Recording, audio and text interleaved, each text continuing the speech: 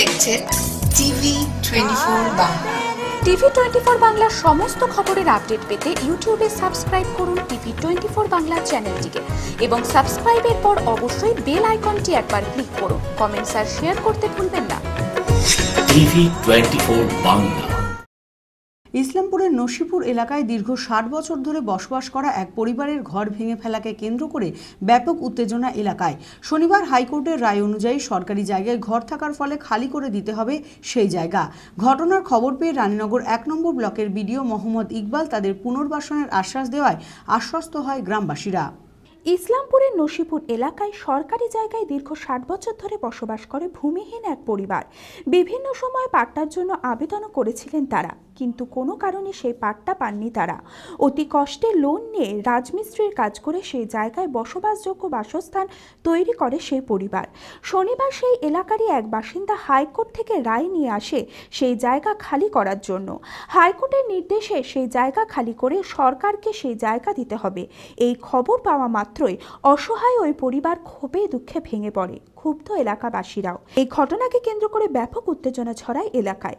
ক্ষুব্ধ এলাকাবাসীদের দাবি পুনর্বাসনের ব্যবস্থা করে দেওয়া হোক, এরপরই ভাঙা হবে ঘর। ঘটনার খবর পেয়ে রানীনগর ১ নম্বর ব্লকের বিডিও মোহাম্মদ ইকবাল তাদের পুনর্বাসনের আশ্বাস দেওয়ায় আশ্বস্ত হয় গ্রামবাসীরা। এখানে একটা পরিবার আছে, খুব গরিব পরিবার, ভূমিহীন পরিবার। দীর্ঘ ২০ বছর ধরে তারা এখানে বসবাস করে সরকারি জায়গা।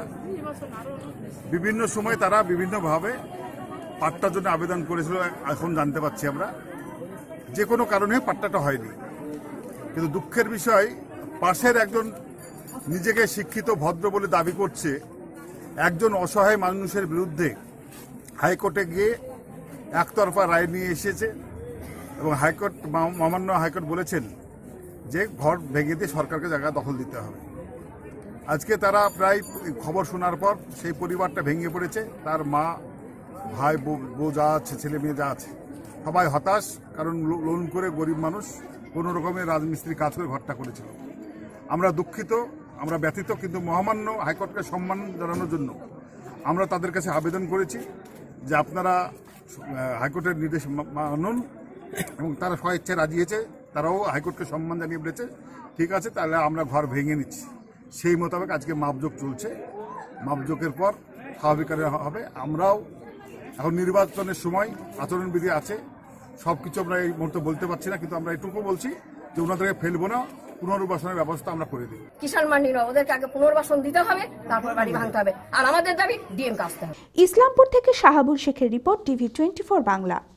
মানসিক স্বাস্থ্যের জন্য সবার আগে যে নামটি মনে ভেসে ওঠে, মনোবীক্ষণ।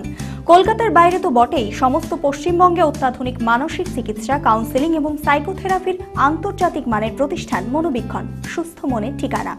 যোগাযোগ নাম্বার 7477799515 অথবা 8981464344 অথবা 9007574740।